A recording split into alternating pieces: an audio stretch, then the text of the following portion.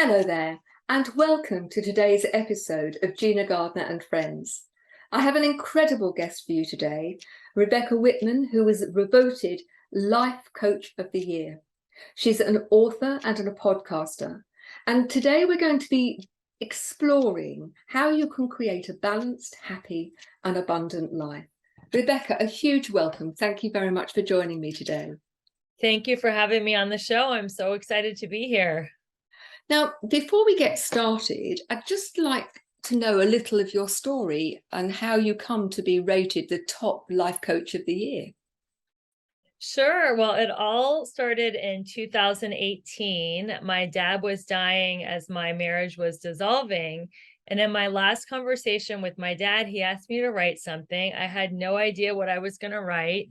And I was sitting in my financial planner's office in workout clothes. And he's like, "You've had your best financial year ever. Yet I know you got divorced and you lost your dad. Like, what gives? How are you doing this?" And I said, "That is a great thing to explain in a book." So I decided to write a book called How to Make a Six-Figure Income Working Part-Time. And in the book, I divide life into 7 pillars of abundance: spirituality, fitness, emotions, romance, mindset, social, and financial. When you have all 7 pillars of life in alignment, you can get anything you want, whether it's radiant health, your soulmate, 6 or 7 figures working part-time. So fast forward to 8 months ago, I married the love of my life. And Congratulations. thank you. And in 2022, I got voted Best Coach of the Year. And I have been coaching women on how to achieve work-life balance within these 7 pillars of abundance. So the book led to the coaching. Now there's a podcast called The Balanced, Beautiful, and Abundant Show. And it's all about helping women, especially men and women, but especially women, to go from burned out and overwhelmed to balanced, beautiful, and abundant. You know, people who are listening to this show today who are perhaps struggling with life and all of the things that they feel that they have to do, particularly for women, I think, when they've got the responsibility, generally speaking, of the children and the house falls on the woman, that many of them will think, how on earth can you achieve that and also be affluent and so what for you are the important pillars of that sort of success and that sort of balance? Well, they're in order of importance. So the most important thing is spirituality, because having a connection to a power greater than yourself, whether you call it God, Jesus, Buddha, Allah, nature, that is going to carry you through. So I'm a huge believer in setting up your day with a morning practice, whether it's just 5 minutes of prayer, meditation, reading spiritual literature, lighting a candle, even drinking your coffee can be spiritual if you just quiet your mind. Then the second thing is fitness, to plan your day around your workout. And then the others follow as such. And actually, finance is the last piece of the puzzle. So, Gina, most people are like, I'll work 60 to 80 hours a week. I'll make a ton of money. Then I'll have enough money and time to hire a trainer. Then I'll be in great shape and I'll meet the love of my life. And then we'll go on a spiritual retreat together. But it's in order of importance. These are like the building blocks of a successful life. And it doesn't take hours and hours and hours of each thing. It just, fitness could be a 30-minute walk, spirituality could be 5 minutes of, quiet contemplation in the morning, but it just gives women kind of a structure to live a full, fulfilling life. I kind of think of the 7 pillars of abundance as spokes on a bicycle wheel. Yeah, They're all part of a holistic life. it's interesting, isn't it? I have an audit that people can do about how they think life is going, and we use a bicycle wheel, and people will grade each area of their life. And of course, if they're not balanced, you end up with a wheel which would give you a very, very bumpy ride. Right. I'm really interested in spirituality first. I've just finished writing another book, which is called Journey from from human doing to human being. Ah, I love that. You're singing my song. And I think for many people, they see spirituality as the add-on. They come to it often quite later in life, midlife very often, and they come to it when they've had some sort of crisis, when either they've got all of the trappings of success and they think, is this it? I don't feel fulfilled. Or things are going wrong and they're experiencing burnout and they think, I've got to find a different way of being. And I'm really heartened that you put spirituality first and that connection with a higher power. How did you come to discover that? Because I think for many people, they get lots of nudges from the universe, from God, call it what you will, and the nudges get bigger and bigger until they actually get a slap in the face and they kick up the bottom. What was your nudge? I hit a bottom when I was 19 years old with my drinking, and I was pretty much an atheist. And when I was 19 years old, I went into a 12-step group, and it was all about cultivating a relationship with a power greater than yourself. And I knew without my connection to spirit, which I call God, I wouldn't be able to stay sober or graduate from Princeton University, where I graduated, or do anything that I did. And I just started developing that relationship. And how I deepened that relationship is when I was 19, somebody named Janet, I think she's an angel to this day because I never saw her again. She gave me a format for a daily journal. I called it my God journal. And every morning I would fill out these journal prompts. And I've done it now for over 3 decades. And it's all about cultivating this relationship. The journal is actually titled Dear God.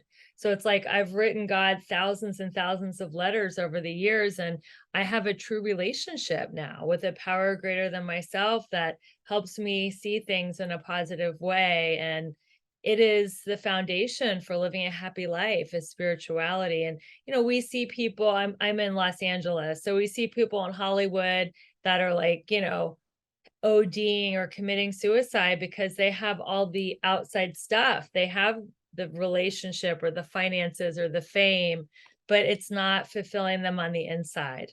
So that's why I think spirituality is first, because unless you are happy and at peace in your heart, then none of the outside stuff is going to matter, because you're not going to have inner peace.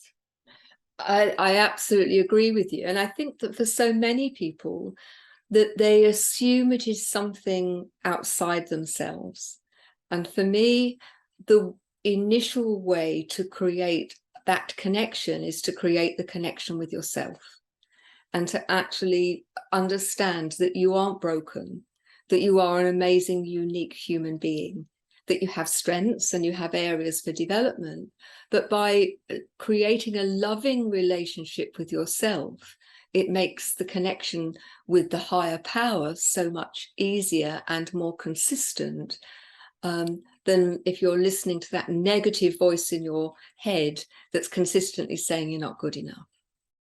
Or some people have a negative relationship with a higher power, right? They think that God is like damning them or cursing them or doesn't like them or is against them. So it's all about cultivating a loving relationship with yourself, your inner voice, and also a loving, fire that old higher power, guys. That one out. Get a new one that is loving and compassionate and that loves you more than you love your dog and that wants the best for you. I'm really interested in exploring how you have created that connection. You mentioned intentional journaling. It's something I think is very important. And if people are interested, they'll find a whole range of intentional journals on my author page designed to help you. So intentional journaling, you talked about having a spiritual practice and having a morning practice. Perhaps you'd like to go into more detail as to why you think those things make such a positive difference. How you start your day determines the type of day you have. So there are two emotions. They're fear-based or love-based. Fear emotions are resentment, bitterness, fear, jealousy, anxiety. Love-based appreciation, bliss, compassion, empathy, community, love, service. So we wake up, usually, most people, including yours truly, in a fear-based way. And if we don't wake up that way, all we have to do is turn on the news or, the neighbor's dog or whatever it is. So in order not to get snagged by what I call the fear channel and to stay on the love channel, I do a morning practice that incorporates several things. Now, I don't do all these every day because sometimes I have an appointment, but ideally, I like to first get a hot beverage. That's very calming. I know you're in England. You guys love your tea, Oh, definitely. Yes. tea or coffee, and find a little nook in your house that makes you feel cozy and comfortable. And then I have several books that I like to read from. There's like daily meditation books or spiritual books that are feeding my soul. Sometimes there are old books that I go back to and read the same few pages that really speak to me. I like to read something. I like to do affirmations. I am a huge believer in affirmations, and every January I create 21 affirmations that coincide with the 7 areas of life. So I have 3 affirmations on, my health and on my spirituality. So I'll read my affirmations, and then I will do some quiet meditation. So it can be whatever meditation you like, mantra based, there's a million kinds. I really like guided meditation, and I'm a huge fan of Insight Timer app, and they have different apps based on what you're working on, confidence, abundance, whatever it is, relationship. And you can find anywhere from a 2 to a 20-minute meditation. And then I like to end the meditation with a prayer. And that's my morning practice. And from there, I go to the next pillar of abundance, which is exercise. And I continue to say the affirmations as I work out. I learned from Tony Robbins that an affirmation put to movement is an incantation. And it really goes a lot deeper into your cells when you have an incantation that you say as you move, as you work out. So then I'll go work out. And it's just those 2 pillars starting my day, spirituality and fitness, really set the tone for my day. It's interesting that you talk about exercise and using affirmations or incantations as you use exercise. And one of the things that I have found works so well for many of my clients is creating for yourself a power sentence. It could be something like, I am a Mhm. powerful woman. I take charge Yes, of my life and I choose to be happy. And yes, using your power sentence in time with your walk or your run really embeds it. It becomes part of the muscle memory. And if yes, you take it a step further, where each time you say your affirmation or your power sentence, that you put an emphasis on a different word. So I am a powerful woman. I am a powerful woman, and so on. That really brings that to the very core of you and helps strengthen that belief and improves your self-worth and your whole demeanor for the day.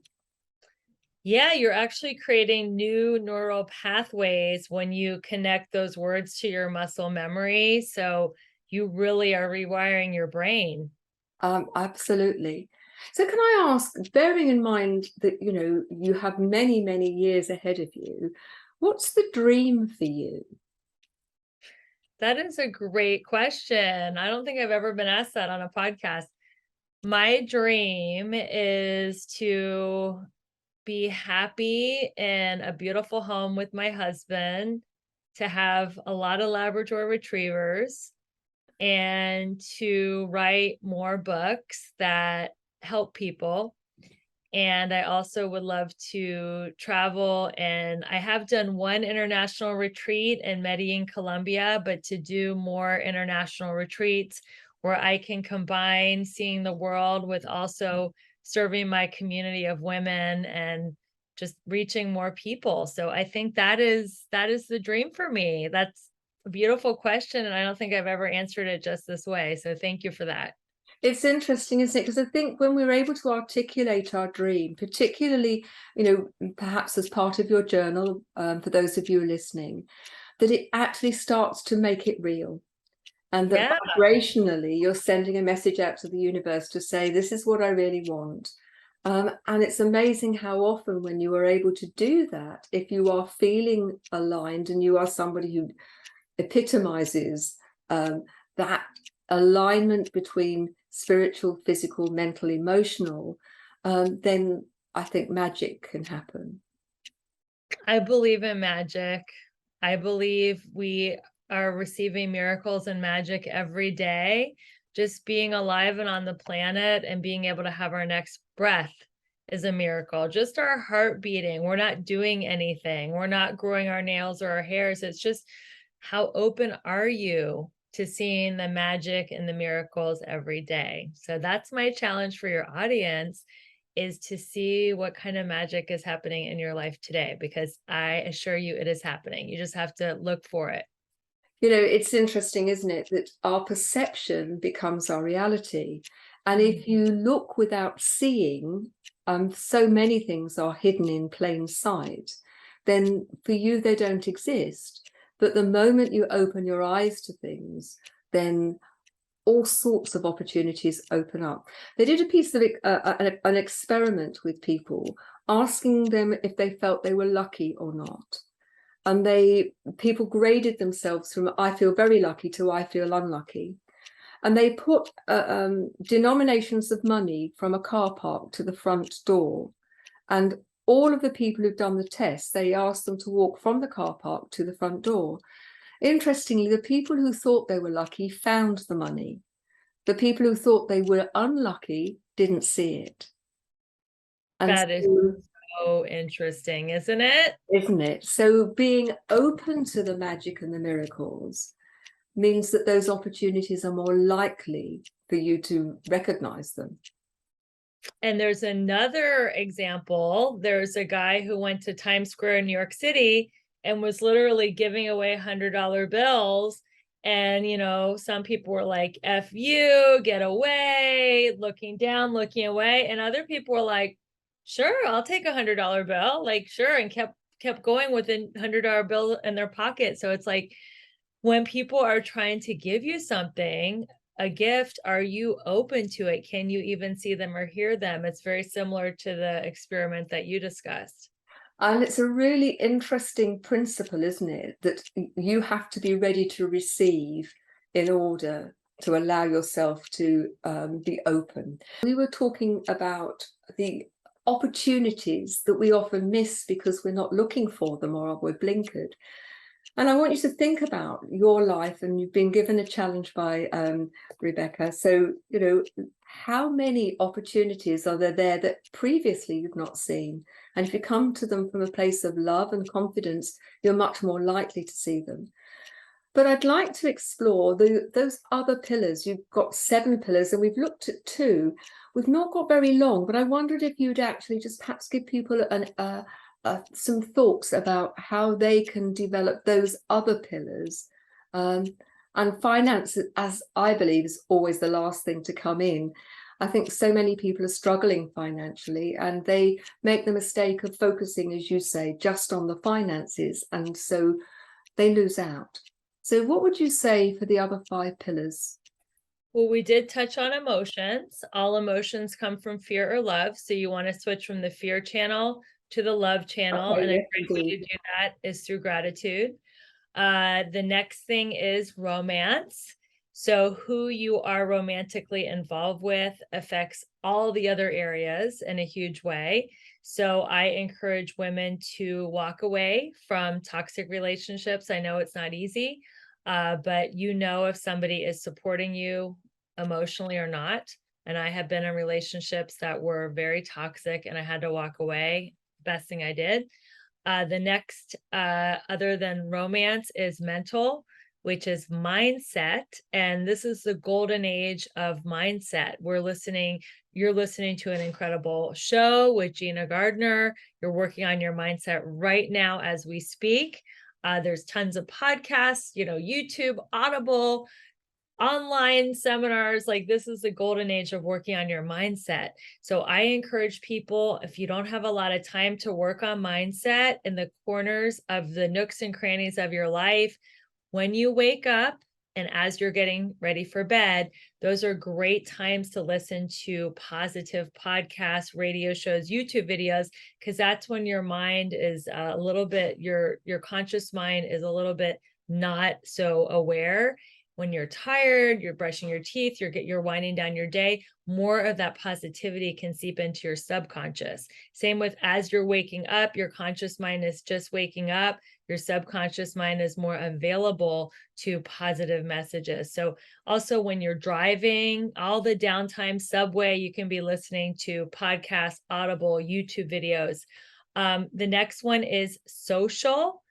Who you surround yourself by affects your abundance. All of these are the 7 pillars of abundance, but you can have an abundance of friends. You can also have a negative friend that is constantly complaining to you, dumping on you, making you their free therapist, and that is not something that you want. Of course, you want to be compassionate and empathetic, but also you want people that are positive and uplifting you, not just using you to like vent. So you want to find people that are loving and positive.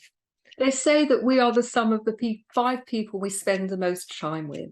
And I Yeah. think, if you spend time with an energy hoover or an energy vampire, Yes. you know that they'll bring you down. And if you want to be affluent, then be with people who have an affluent mindset. Yes, that is the best thing you could do. If you want to be fit, hang out with fit people. You Yes. don't want to hang out with people who are chain smoking and eating donuts all day. And if you want to be affluent, you want to hang out with affluent people. And you can find communities. There's so many Facebook groups and so many great communities of people that have the qualities that you want to have. So your vibe attracts your tribe. Social is so important. We're not alone. It's funny that technology is uniting us in a way, but it's also isolating us in a way. So it's a high tech, low touch society. So we have to go a little bit out of our way to get involved in communities, but it's so worth it. Community creates immunity to life's ups and downs.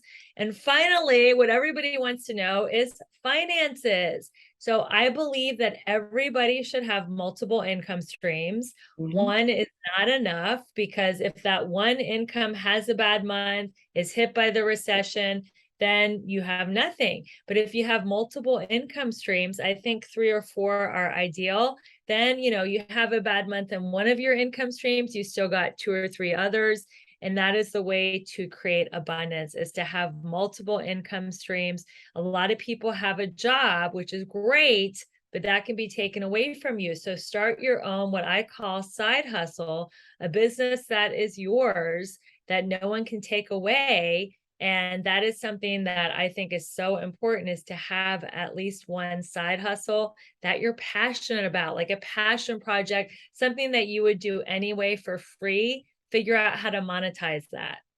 That sounds great. We're running out of time, and I really want you to be able to tell people where they can find you.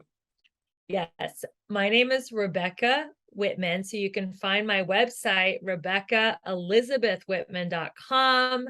You can find me on Instagram, Twitter, Clubhouse at Rebecca E. Whitman. And of course, in the show notes, I'm going to have my link tree, which you'll be able to find all the good stuff, my book, my podcast, all the offerings will be on my link tree. So make sure you check that out in the show notes. If you'd like to contact me, my name is Gina Gardner. You will find me at gina@genuinely-u.com. That's genuinely- and the word u.com. And you'll find me on all the social media as well. There's lots of resources for you on the website. Please go and have a look. Thank you very much for joining me, and have a great week. We'll see you on the next show. Bye-bye now.